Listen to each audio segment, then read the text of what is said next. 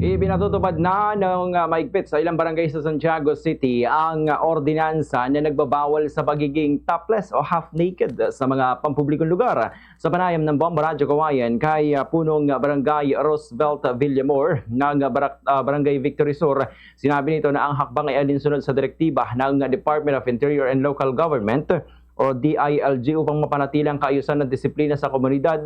Ayon kay Villamor, wala pang naitatalang paglabag sa kanilang barangay mula nang ipatupad ang ordinansa dahil sa maagang pagpapabatid sa mga residente. Dagdag pa niya, positibo ang naging tugon ng mga mamayan na anyay sumusuporta sa patakaran dahil sa nakatutulong ito sa pagpapanatili ng disente at maayos na asal sa pampublikong lugar. Sa ilalim ng ordinansa, ipinagbabawal ang paglalakad o pananatili sa mga pampublikong lugar na walang suot na damit pang itaas o saan yung hindi tinuturing na disente. May mga exemptions naman para sa mga sanggol at maliliit na bata na mga kalahok sa otorisadong aktibidad pampalakasan at sa mga sitwasyong may kinalaman sa emergency.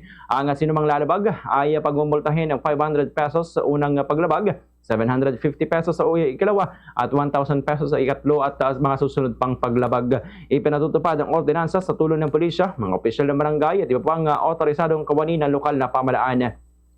Kabilang sa mga barangay na nagpapatupad dito ang Abra, San Jose at Santa Rosa. Hindi nga naman ang publiko na maigpit na sumunod sa umiiral na ordinansa upang maiwasan ng parusa at mapanatili ang kaayusan sa komunidad. Ganito ang bahagi ng pahayag ni punong barangay Roosevelt Villamor.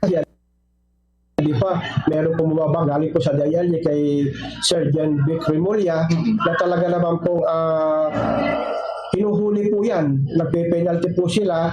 Actually, simula naman po, wala pa naman po, sir. Opo. Yes. So, naging aware naman po sila. Kasi may hirap po ng buhay, magpe-penalty ka pa. Hindi po ba? Yes. Hindi sa pambili na lang po ng bigas. Ayan po, kaya natutuwa rin po kami. Wala pa naman po nahuli po tungkol po yan sa topless po na yan.